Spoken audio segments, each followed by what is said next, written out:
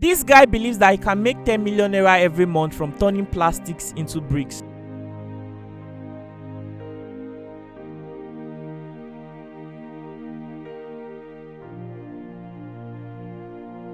Hi, my name is Promise. People call me the plastic guy. I believe I can make 10 million naira every month by turning plastic waste to bricks. But the problem now is that I don't have money to build a standard factory with machines that can help me to produce in large quantity and also make the production process eco-friendly enough. So since you got this idea, have you gotten any form of support? Not really here in Nigeria, but people outside have been able to support me. Like a lady from Netherlands saw the good work I was doing and she raised a campaign for me on GoFundMe to buy a transportation equipment that I can be carrying waste from where I'm collecting it to my production point. And that campaign was a target of about 1,000 euros, and we have been able to raise 160 euros, and she has sent the money to me. Part of the money is with me here in the house. So you still have a very long way to go. Yeah. Wait, this idea is really impressive. I'm actually thinking, are you the only one in Nigeria currently working on something like this? No, I'm not the only one, but there are really few people doing this right now in Nigeria. So which I think is really a good thing, and it will have a good market. And it's giving them profit. Yes, it's giving them a lot of profit, There are some people who are even doing it and they say they have more demand, more than even they can meet up. So I think it's a good opportunity for me to get into the market right now. So how much support do you think you need to actually get a factory and keep yourself going? Tell me, first of all, this is what you use to produce you melt the plastic and then this is what you use currently. How many bricks are you able to make from this? Now in a day I can make up to about 100 to 200 bricks from this current stage of production, because the equipments are not good. But with good equipments, a standard factory, I can be sure of making up to from 3,000 to about 5,000 bricks in a day.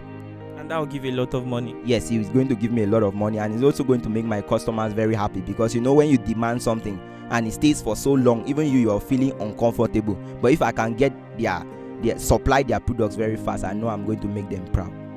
Okay, so are there currently any demands for this right now within this environment? Yes, I've had 2 people who they have suggested to buy, but I could not really give in because I did not want something that would really make people unhappy when I'm unable to meet their demand. So I am waiting first to put things in order so that I can now be able to tell them that okay, things are set now, so you can start placing your orders. This is to say that money is a very big barrier.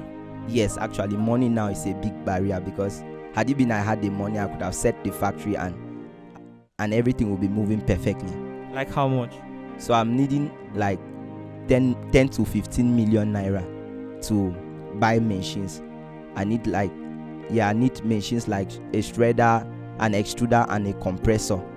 The shredder is to grind the plastic to small particles. The extruder is to do the melting, which I currently use this drum to do. And you see, when I'm using this drum, it's not eco-friendly enough, because I'm looking forward to solve an environmental problem, and I cannot be doing one and making another. So that extruder helps me to make the melting process environmental friendly. And then equally, the last one is the compressor, which is to press the bricks together, to make the bricks very more solid than the way it is. So it will compress the bricks and make them very strong, that will last for a very, very long period of time. Okay, I believe that there are people also tapping into this potential all over the world. Can you tell us some of the things people are currently using plastic to do? The use of plastic, there are a lot of things people are doing. I know of a man, Nelson Boateng from Ghana, who has been able to use plastic waste to make construction blocks, and he has built a house, a full functional house in Ghana.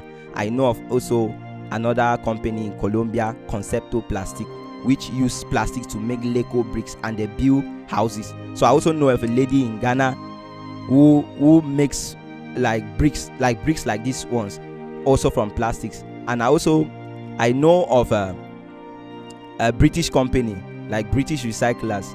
They also recycle plastics to outdoor furniture and a lot of things. Like people in Ethiopia, they do use plastic waste to produce electricity, and some other much things that people are using plastic waste to do.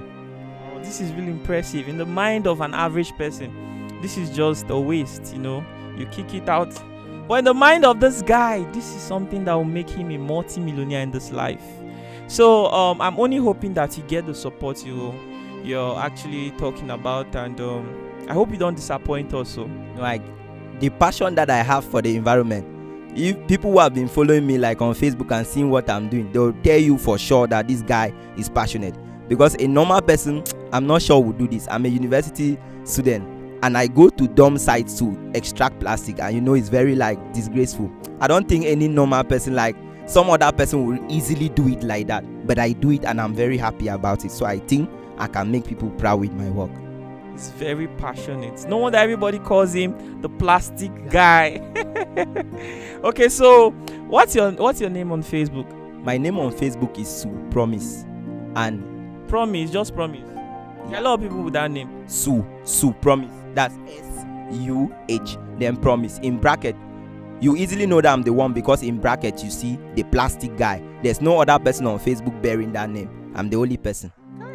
I pray that this name is going to bring you success, and this success, it's never be far from you. Also, do you have anything else to say about plastic? Do you have any other encouragement to say? Because this guy is even saving the environment. I mean, plastic is a very big issue in not just Nigeria, all over the world, and this guy is contributing his own quota to solving societal problems, and at the same time even making money. And when he sets up the factory, he's going to be employing people, right? Yes, I'm going to be employing people. I'm looking forward to employ like young men like myself, because I had a thought one time when I was in the university. I was like, I'm studying accounting, but how many of us are really studying? How many companies can really employ us? So I was like, wow, I want to be that person who will create jobs for others, so that when I come out from the university, I have my business, I have this factory I'm running. I should be happy seeing maybe one of my classmates being employed by me, and I know the person will be very happy, and the person will be able to put food on their table. So many other families, there are a lot of people who cannot afford a meal a day, and I'm looking forward, these people are less privileged people. So I'm looking forward to see that I can set up this factory, and these people will be collecting these plastics and bringing to me, and I'll pay them, and they'll be able to have money and to feed their family, so thereby reducing poverty in the environment. So I'm looking forward to like achieving SDG Gold 1, which is like zero poverty. I'm also looking forward to achieving SDG Gold 12, that's responsible production and consumption. I think a lot of people don't know what SDG means, but I understand. Why don't you explain it for the SDG Goals, like it means Sustainable Development Goals, and it was established by the UN, the United Nations. They are looking forward to see that it expires in 2030. Now, I think that if you compare this to normal brick made of cement, I think that is even more expensive compared to this. This is cheap because this is just a combination of sand, plastic, and his own special ingredients. He's not going to reveal that to you because that's what's going to set him apart from other persons. And he demonstrated it here before our eyes, and he showed us the comparison using cement to make a brick and then using this plastic to make a brick. And I can tell you that I saw this before my own eyes. The plastic is more durable.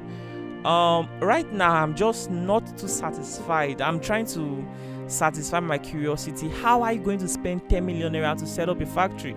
Because it's going to cost you a lot. You're going to have to either lease a land, or do you have a land already? No, I don't have a land already. So if you want to lease a land, that's going to cost a lot of money. Setting these machines up, buying them, bringing them, as in getting workers. Okay, workers might not really be the problem. Then I'm thinking of how are you going to store these things, these bricks? How are you going to store them? You need to think of the space too, and it's going to cost a lot more than the 10 million area you're even thinking about. What about transport? Because when I was young, I used to work for somebody who used to do bricks. So when somebody orders for a brick, we are the people that will put it in the vehicle and then transport it, and that vehicle is not cheap too. Yeah, actually it's not cheap. Now while I get that limit of 10 to 15 million naira for startup, I gave that because right now, even if we are not able to get everything, because normally even if we are starting now, we will not get everything in a factory, but as we begin to process further, I believe from the profits we are making and also the support people will keep giving us, we'll be able to make more things, like get more equipments, even like a transportation truck and some other things that will be very much useful for the factory. Alright, I don't want you to keep your customer stranded though. You have all the factory, but you don't have the transportation to send it over. Nobody actually just starts with everything. people start with, you know, what the primary things, like the machines you listed out, which is very important. You also need a space, not just to produce it, but to also store it in large quantity. If you go to some of those factories, you see they have large space where they store hundreds of thousands of those stuff, because somebody can be doing a construction, like a very, very big construction, and wants to order for, like, let's say 200,000 pieces of interlock. How are you going to supply it? You also need transportation for that. But let's not think too much. You really need this transportation, because how are you going to? So well, this is the plastic guy, and we cannot say too much. You don't want this video to be too long, so let's say bye to your audience. I'm gonna put your number in the video so people can contact you. We'll put in the comment section. Say hi, so bye to them. Bye. Okay, tell them to please support this idea. Please, friends, support the plastic guy. Make the plastic guy a household name that people will be proud. Even you'll be proud to one day see me and buy my bricks, because you put your money into the project. So please support the plastic guy. And I'm also encouraging young people to step out from their comfort zone, look for problems in their community and solve them, so that we can make the world a beautiful and a better place. I love you all. Goodbye. If you are concerned about his accent, he's actually Nigerian and not a Ghanaian. He's from Calabar, Cross River. I don't know, is that where you're from? Actually, I'm a Cameroonian by nationality. Yeah, I'm a Cameroonian by nationality. Okay, then what are you doing in Cross River, Calabar? So I'm actually schooling here. Yeah, I attend University of Calabar. Oh, I'm so sorry. I didn't even know. I didn't even ask. All right, bro. Thanks, man. Okay, bye.